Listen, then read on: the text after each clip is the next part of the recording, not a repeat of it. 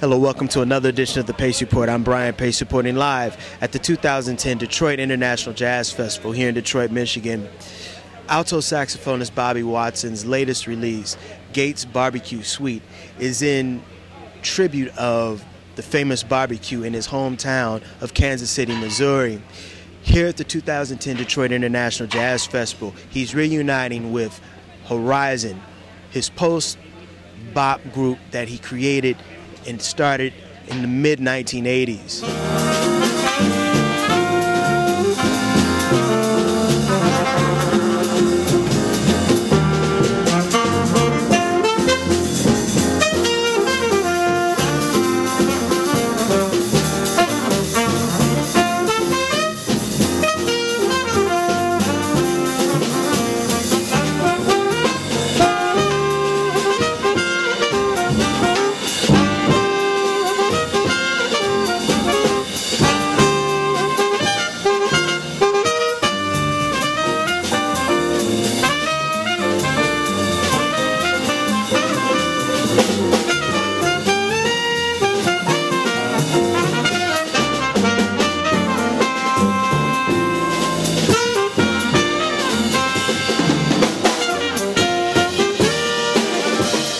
You were a student of one of the most profound institutions of jazz, the man by the name of Art Blakey.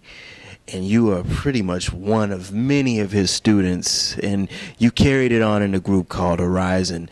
Tell me about the development and the origins of Horizon, and why now in 2010 you decided to go ahead and put the group back together again. The thing I learned about with Art is the importance of a working band, and we worked during the peak of Horizon in the late 80s, mid 80s through late 90s.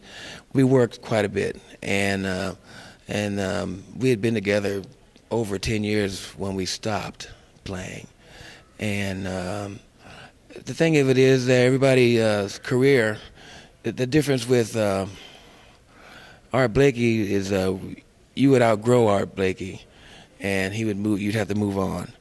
The thing that happened with Horizon is that we all grew. Edward became a leader. Terrell became a leader. And so it just was a natural dissolving of that period. But we still never forgot what it meant to us. So we come back together from time to time. You know, like Wingspan. You know. We come back together from time to time.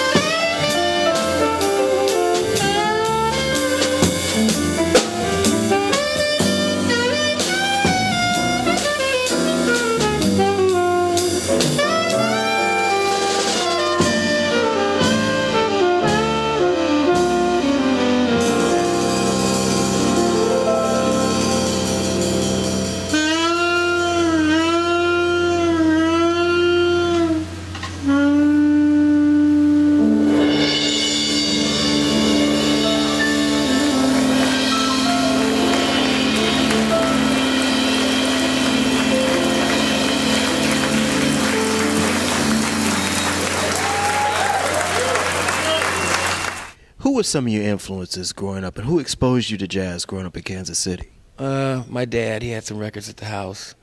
He loved Gene Ammons. That was the first stuff I heard now. That was my granddad's, that was his main man. Yeah, a lot of the cats, they loved Gene Ammons, you know. So that was my first, you know, and then I played in the church a lot when I was growing up. And then I got hip to Bird. Before that was all the rhythm and blues players like King Curtis and Maceo, Junior Walker, and the All-Stars, things like that. Horn bands, Kool and the Gang, all the soloists. The Gates Barbecue Suite. You went home for this new album. Absolutely. Gates Barbecue has been a family tradition with my wife and my kids, Aaron and Lafia, and my wife Pamela. And I grew up in a barbecue family because my grandfather and grandmother, Jesse and Daisy Wilkes, they had a barbecue establishment out in Merriam, Kansas. So whenever we go over to their house, there was some barbecue around, you know, and they smoked it, and it was just part of what we did. My father loved to smoke meat too. So I guess you've inherited in your genes. You still do it? I do. I get out there and try to burn some meat, you know, that's what I call it. But yeah, and so, you know, we'd come home. When I lived in New York, those years I was in New York, we'd drive home every summer so that the kids could be with their grandparents and their cousins and aunts and uncles, so they'd know their family. So they would spend the summers in New York, in Kansas City, and I would fly out of Kansas City during the summer. And it would take about 3 days, and on the third day we'd arrive in Kansas City, and the first place we would go is to Gates, and we would get beef sandwiches and some short ends. Then the next stop would be over to my mother and father-in-law's house, and that's how we'd end our trip at Gates. And even today, since I've moved back, I moved back 10 years ago, and every time the kids, when they fly in to visit us in Kansas City, when we pick them from the airport, we have to swing by Gates. Yeah, and also Mr. Gates, Ali Gates, the president, CEO, and you know, great man, has been very supportive of me.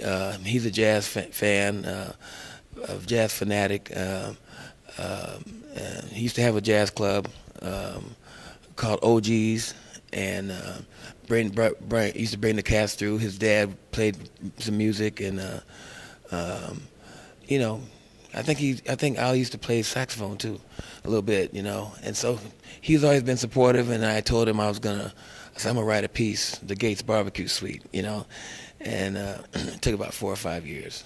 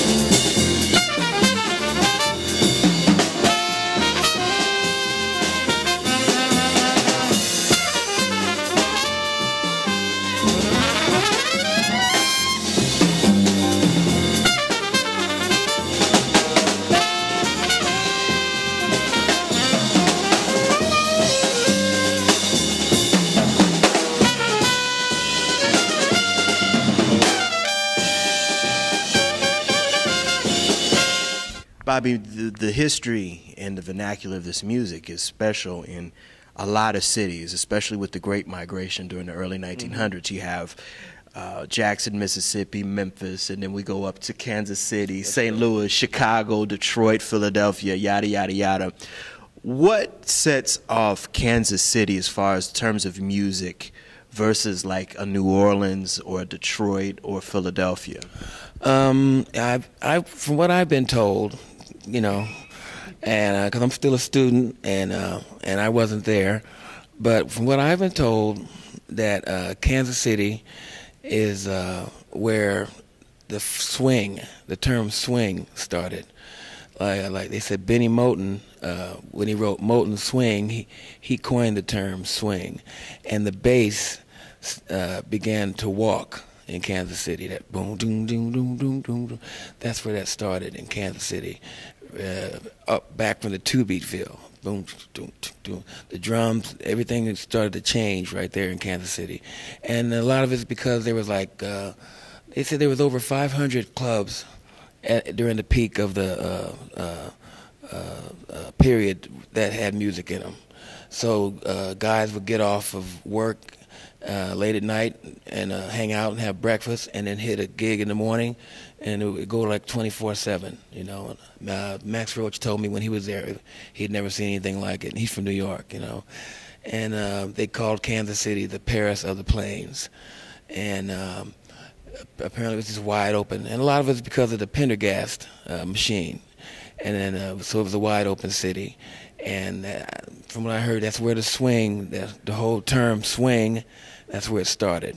You know, before bebop, you know, but that's where it was. And then that's where Charlie Parker developed, you know, of course. And that's how it happened. They say jazz was born in New Orleans, but it grew up in Kansas City.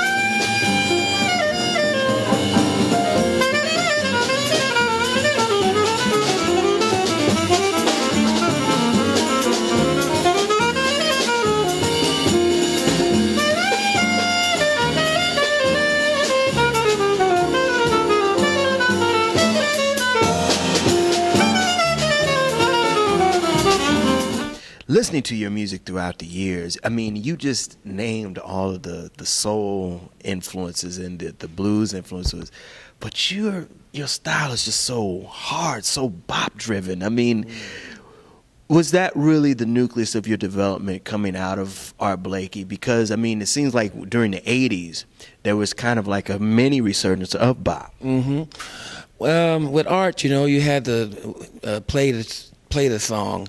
He didn't like a lot of extra pyrotechnics and stuff. I mean, he wanted you to play your butt off, of course, and play at the highest level you could, but it had to fit he used to say, let the punishment fit the crime.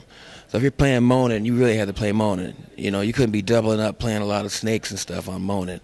You had to really get in there. If you're playing Blues March or Night in Tunisia, those songs required that you really had to swing on that and be saying something and pick your notes, you know, and try to play something that's meaningful to that song. So that sort of stuck with me, that, you know, whatever song I'm trying to play, I try to come out of that song. And, you know, he used to say, take some, leave some. You can't play everything you know on one song. And so, you know, if you really wanted to get your chops off, wait for this song, and then you can display your virtuosity over here. But over here, it's about swinging on this song. Over here, it's about up-tempo. This one's a medium tempo. Let that fit. Here's a ballad. Let it be a ballad, you know, like this. So it's all within context, you know. And, of course, bebop is like the foundation for all of it, you know, really, coming from swing into bebop. If you can do that, then you could probably play anything you want. That'll do it again for another edition of the Pace Report. I'm Brian Pace, reporting live here at the 2010 Detroit International Detroit Jazz Festival here in Detroit, Michigan. I'd like to personally thank Bobby Watson and Horizon, as well as John Poses, as well as DL Media for allowing all of this to happen, media coverage for the 2010 Detroit International Jazz Festival. As always, please visit my website, www.thepacereport.com, for my weekly column as well as my past segments. Until next time, remember, if it's in the groove, it'll make you move. Peace.